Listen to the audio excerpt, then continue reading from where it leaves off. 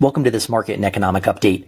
In today's video, we'll discuss the debate of a soft landing for the economy and Fed policy. No doubt this is one of the biggest questions for investors, as the prospect of a soft landing is what drove much of the market performance last year. In this video, we'll discuss what that means, as well as look at three key insights on this topic that are likely to affect investors in 2024. First, what is a soft landing? This is a term that investors use to describe a situation where the Fed lowers inflation without causing a recession. Now, historically, this has been difficult to achieve because Fed rate hikes slow the economy. In the early 1980s, the Fed was forced to create a recession in order to fight rapidly rising inflation.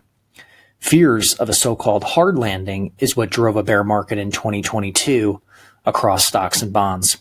However, in 2023, inflation improved dramatically even as economic growth remained strong.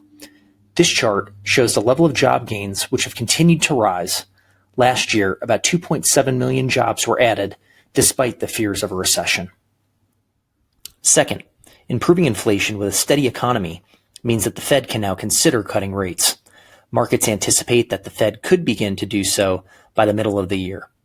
This is where investors begin to disagree on the timing and size of these rate cuts, including whether they will begin in March or May, and whether there will be 75 basis points or 150 in cuts or more.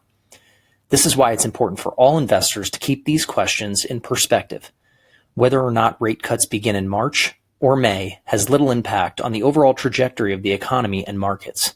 None of these trends change based on the debate that is happening among investors and the news media every day. One thing that many economists do believe is that economic growth could slow down in 2024, as shown on this chart. This would actually increase the odds of Fed rate cuts since a weaker economy justifies lower rates. So, this debate matters not because it affects the big picture, but because markets have already priced in so much. Much of last year's stock market gains were in anticipation of these events. This chart shows that valuations have risen as a result. Specifically, the price-to-earnings ratio for the S&P 500 has jumped back to 19.3 times. If the economy does continue to grow and corporate profits improve, then these valuations would be justified. In the meantime, however, this means that debates over smaller differences in the overall trends could drive market swings. It's important in this context to not get caught up in the details and lose sight of the big picture.